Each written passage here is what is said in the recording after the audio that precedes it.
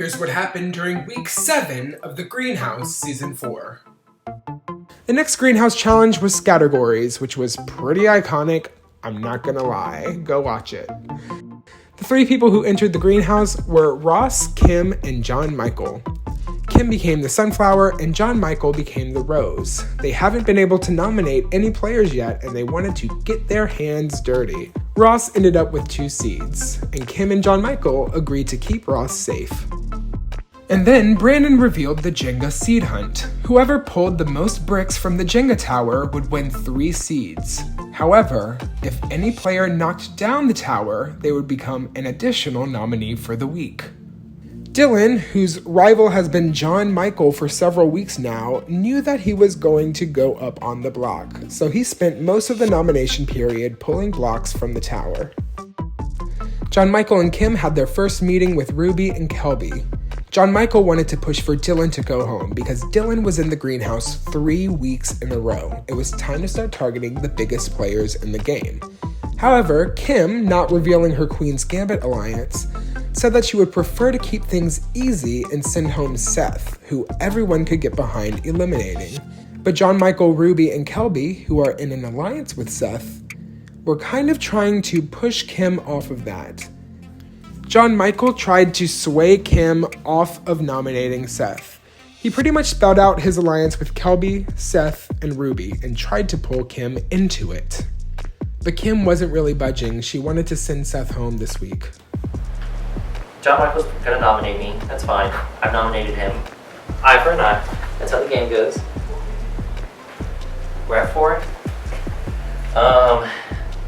I'm looking to hopefully just get a little bit of a lead on these bricks here to scare other people away from getting or coming to this.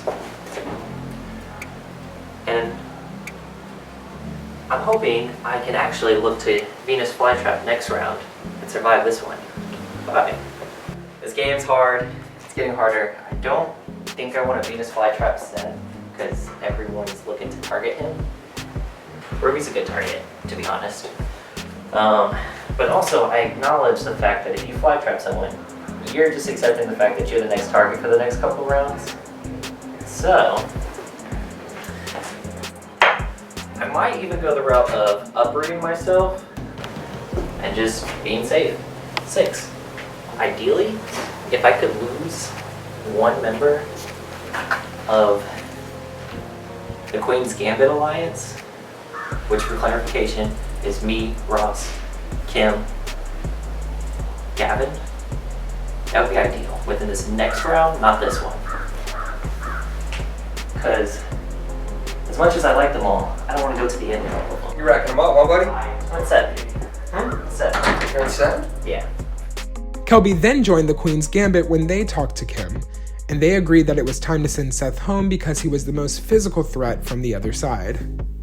Dylan suggested that Kim nominate him in order to make John Michael pick a new target on the spot, making it difficult for him. The group agreed that they'd rather use their control over Kim's nomination to get a target on the block, Seth. Outside, John Michael warned Seth that he was likely to be nominated by Kim this week. The 3 agreed that they had to win the vote this week if they wanted a shot at running the rest of the game. If they were able to eliminate one of the other 4 players, their alliance with Kelby would become the majority of the game. When Seth went to try to pull Kim into his alliance with Ruby, Kelby, and John Michael, Kim told Seth that she would likely be nominating him this week.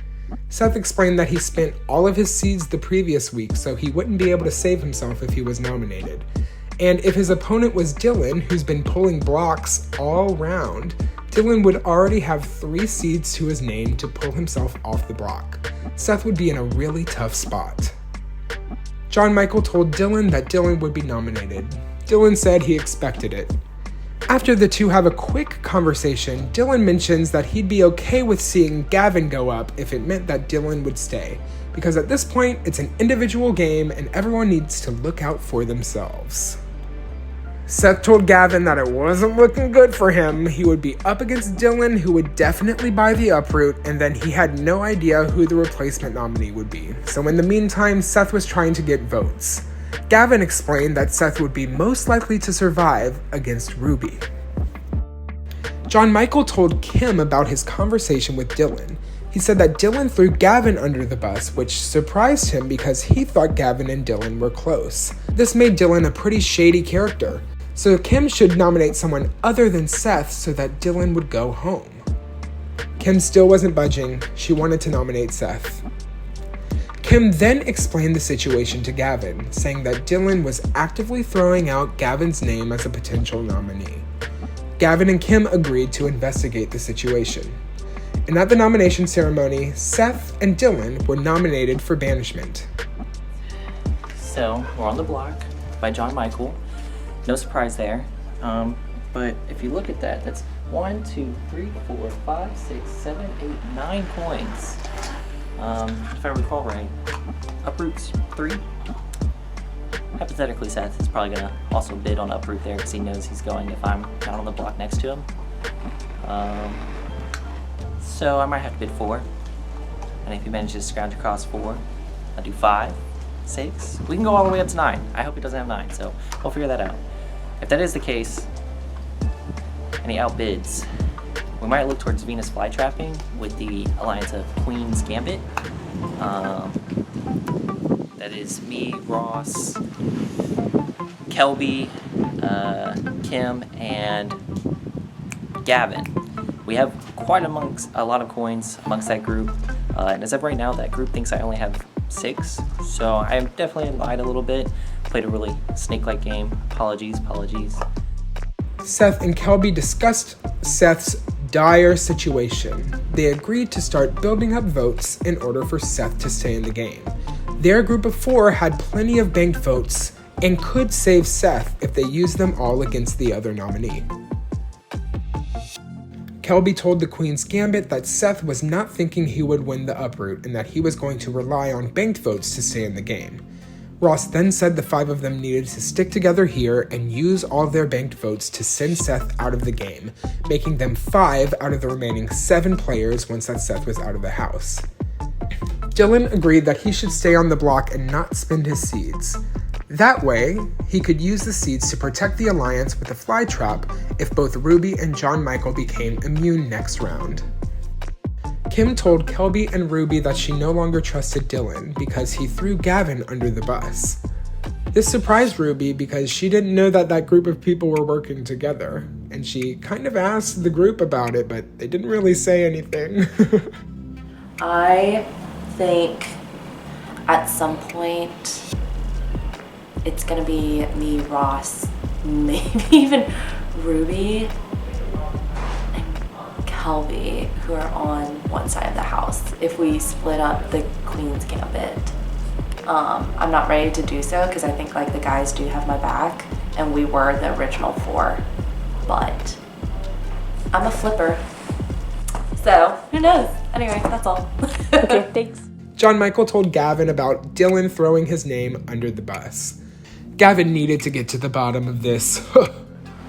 I am scared about this final 5 that I have because it's getting less and less players, and that's going to have to implode.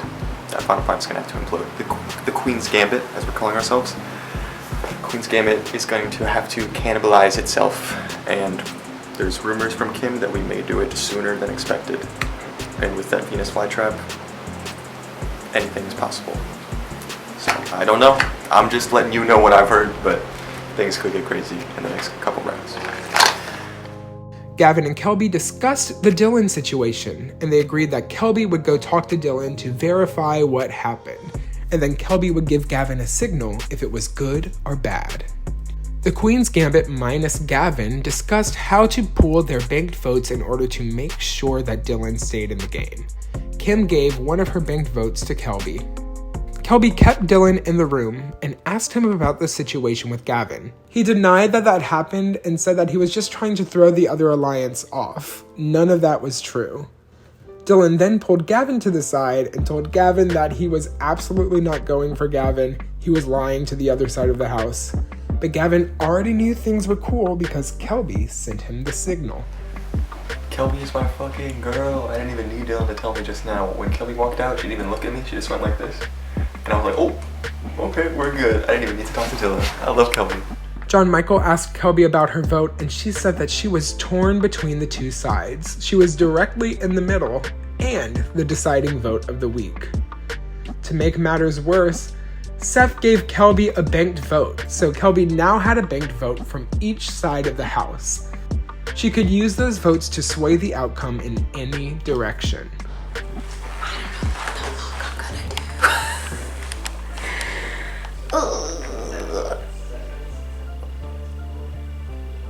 Panic mode. So being nice to everyone has gone great so far, except for in this very moment. Okay, so he just gave me a bank vote. So, and then Kim gave me a bank vote. Then I have my bank vote, plus an actual vote.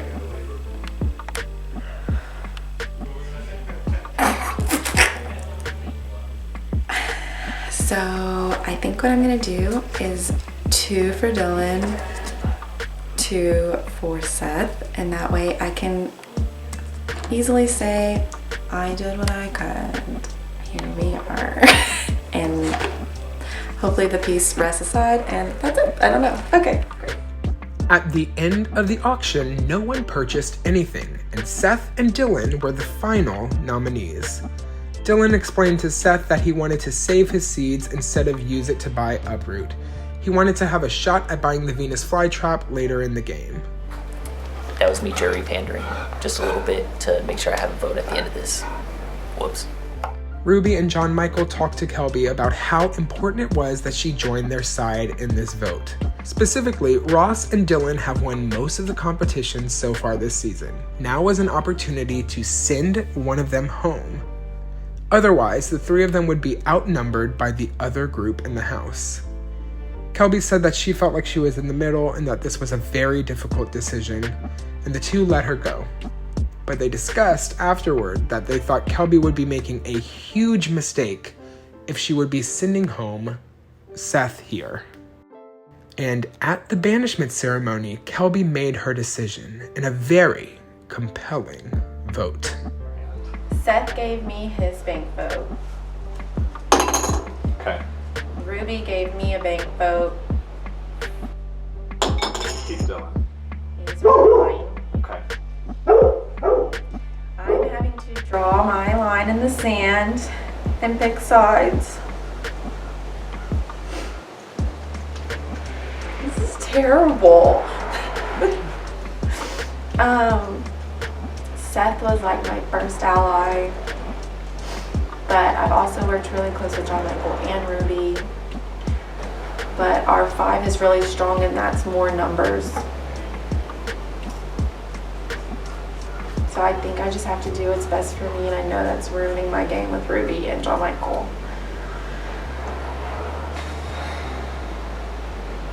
I am so sorry, Seth, Ruby, and John Michael. Okay. Thank you, Kelby. And Seth was banished from the greenhouse with a ton of banked votes being played. Seth was visibly pissed. And that is what happened during week 7 of the Greenhouse Season 4. The day is only heating up. We'll see you next time.